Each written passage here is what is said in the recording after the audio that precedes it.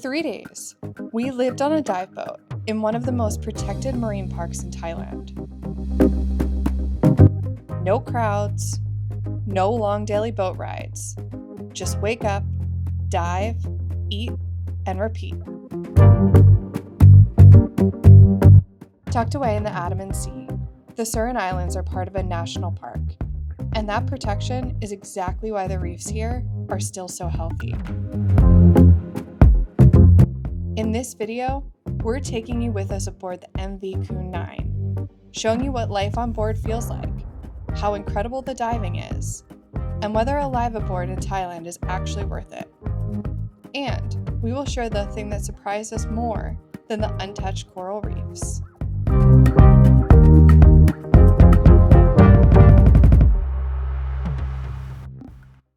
Hey everyone, and welcome back to our channel. Today we're super excited to tell you about our Liveaboard diving experience in Thailand's Surin Islands aboard the MV Koon9 with Sea Star Andaman. Thailand is well known for its diving, and the Surin Islands is some of the best, especially between the months of October to May. Surin Islands are located on Thailand's western coast. As the map tightens in, the mainland slowly fades, and small clusters of islands appear offshore in the Andaman Sea. One of those clusters is the Surin Islands, remote, protected, and part of a national park. And that protection really shows. There's fewer boats, thriving reefs, and an underwater world that feels untouched, especially compared to areas that are more crowded or easily accessed. And because the Surin Islands are further out, the best way to experience them is by living on the water. So that's what we're going to talk about here today. We're going to tell you what life on a Liveaboard is really like. We're going to show you the boat. We're going to take you through our 3 days of diving. And at the end, we're going to tell you our honest feedback and takeaways, the cost, and give you some tips and recommendations if a diving trip like this is on your bucket list. So let's dive in.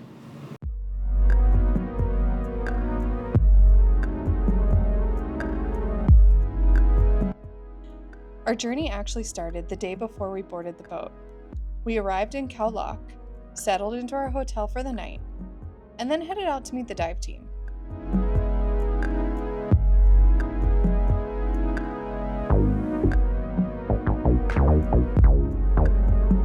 We were able to check our equipment and test the fit, trying on wetsuits and boots, and checking our BCDs and regulators. The team gave us a brief overview, confirmed our pickup time for the morning, and answered any questions we had.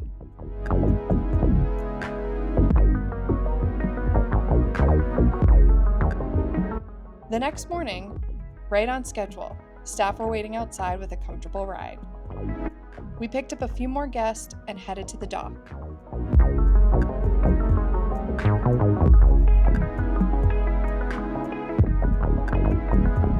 We had some downtime to relax and chat, while our dive guide checked in, organized our luggage, and then led us aboard the boat.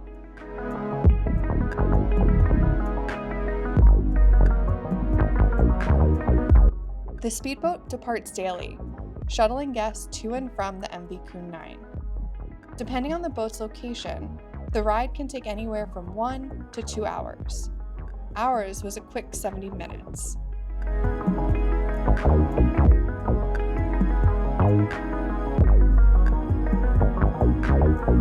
Once we arrived, shoes were collected, luggage and gear were taken care of by the crew, and we stepped onto the Liveaboard.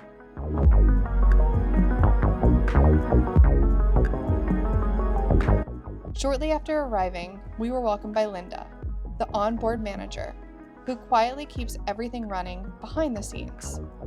She gave us a full briefing, how the boat works, safety procedures, and what the days ahead would look like, before we were left to settle into our floating home.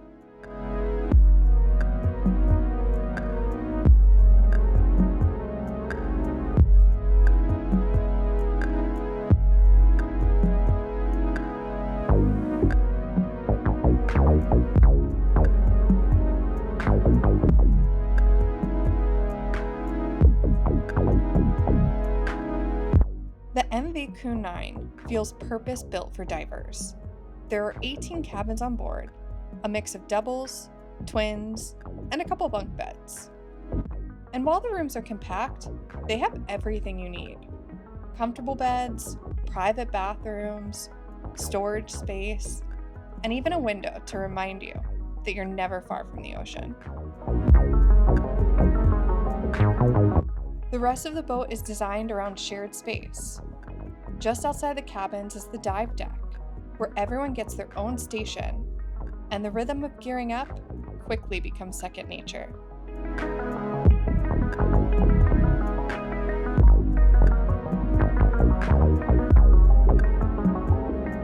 Upstairs is the mess deck, where the meals are served and stories are swapped. There's also an indoor lounge with games.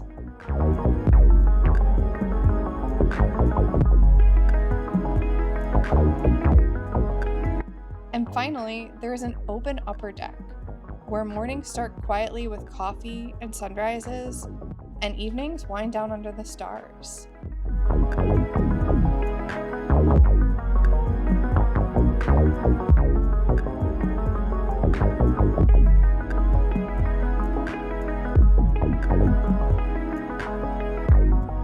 Life on the boat quickly settles into a rhythm. Each day begins with a gentle wake-up call around 6 in the morning. There's time to grab a coffee, watch the sun light up the water, and slowly come to life before the first dive briefing of the day. This is the island on the west side from the Surin Island.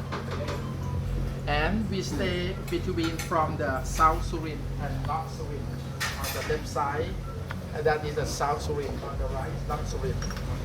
But Pachuba is an island here. Okay, this island.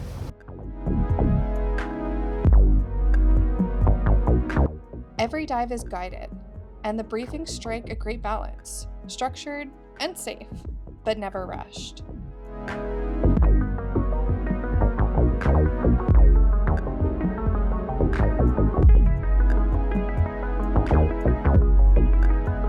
And by around 7:30, you're stepping into a dinghy and cruising out toward the first dive site of the day.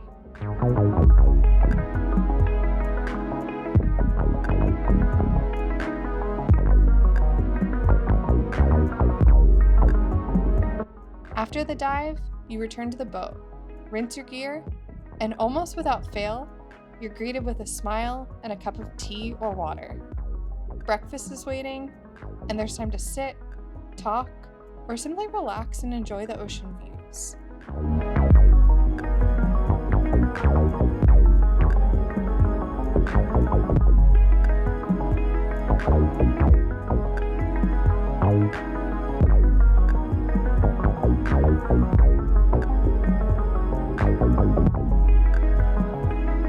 The pattern continues throughout the day. A second dive in the late morning,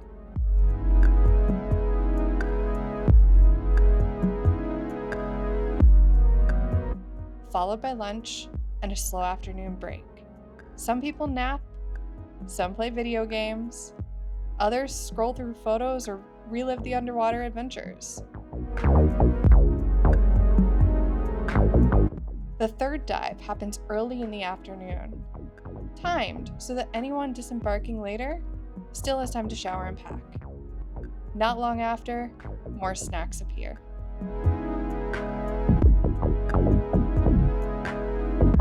Depending on the day, the final dive is either a sunset dive with golden light filtering through the water, or a night dive when the reef comes alive in a completely different way.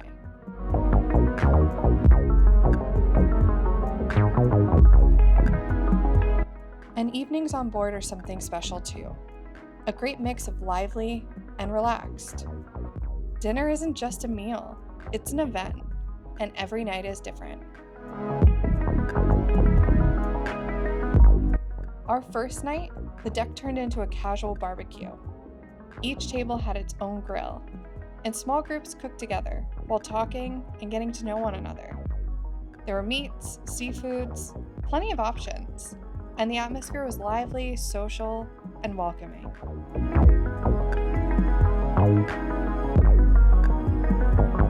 On the second night, grilling continued, but this time, the crew took over. serving beautifully cooked steaks, chicken, and pork. And every meal came with a spread of sides, fresh fruit, drinks, and dessert. For us, we chose a 3-day, 2-night dive trip, arriving on Monday and departing on Wednesday for a total of 10 dives all around the Surin Islands. Now, let's talk about those dive sites.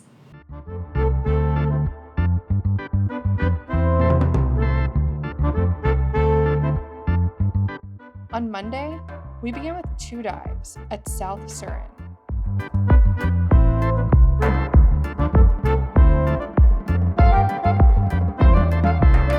These sites were full of life, schools of fish shifting colors, and several blue-spotted stingrays that quickly became a highlight.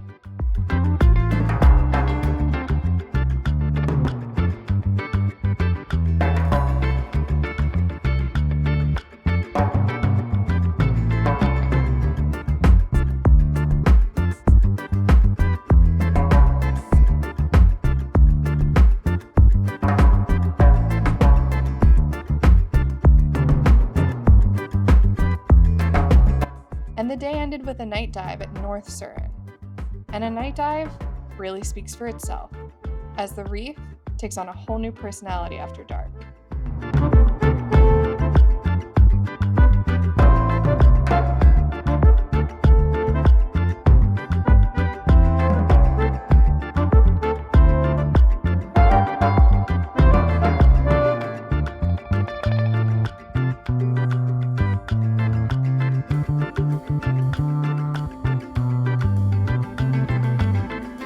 On Tuesday, we woke up at a new site, greeted by diverse fish life, along with turtle and shark sightings.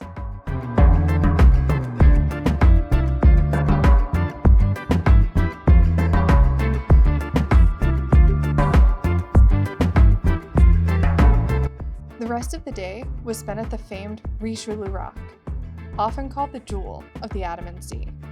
It felt untouched and bursting with life. The hard and soft corals were incredible, and we spent 3 unforgettable dives exploring different sections of the rock, surrounded by massive schools of fish.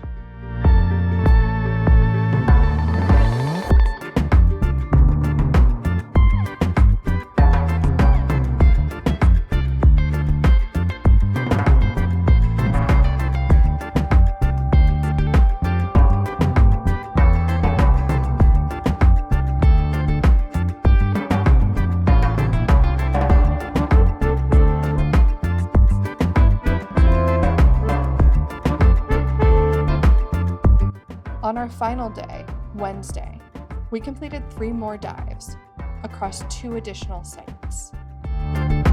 The diversity of sea life continued to impress, with an unprecedented number of moray eels completely stealing the show.